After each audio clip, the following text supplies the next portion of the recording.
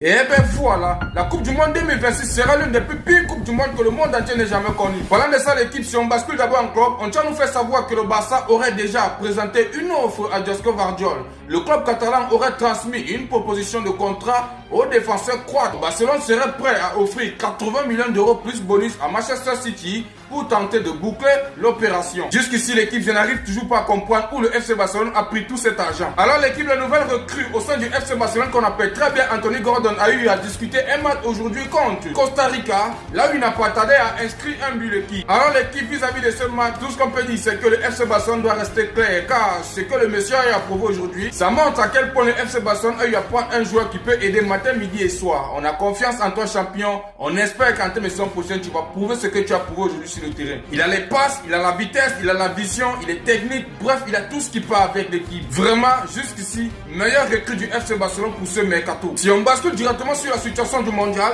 on tient à nous faire savoir que l'Iran menace de stopper ces matchs. Les gars décident de partir. Ils sont décidés à ce qu'ils vont arrêter tous les matchs et partir l'équipe. Et comme ça ne s'arrête pas là, on constate directement que Haïti a été forcé de changer le maillot par la FIFA. Selon les médias, on tient à nous faire savoir que l'instance internationale y verrait un message politique à raison d'une illustration de la guerre d'indépendance. Alors directement, on constate que la FIFA est en train de proposer un maillot neutre à l'Haïti pour venir compétir vis-à-vis de ce mondial. Au cas contraire, ça serait mort. Et si on continue, on tient à nous faire savoir que Oumar Abdulkadir Artan, meilleur arbitre de la CAF 2025, s'est vu refuser l'entrée sur le territoire américain. Et en interne, on constate directement que l'administration Trump prétend justifier le rejet de l'arbitre somalien par des liens avec des membres présumés d'organisations terroristes. Je tiens très bien à préciser qu'il a été refoulé à son arrivée sur le sol américain par la police aux frontières. Sans doute pas oublier que c'était à l'aéroport international de Miami. Alors, après 11 heures d'interrogatoire, pourtant l'arbitre avait expliqué avoir tous les papiers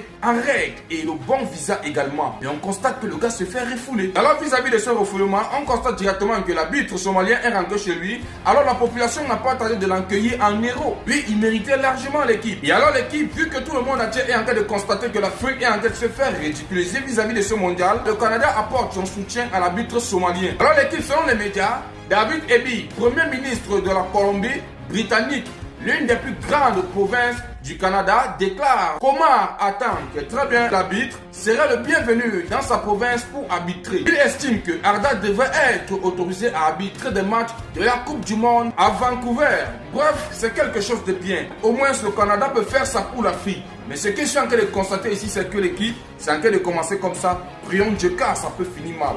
Le mondial, moi je pense que ça doit être boycotté matin, midi et soir. Mais vu que ça commence tout à l'heure, rien à dire. On n'a que les yeux pour observer, pour voir ce que ça va.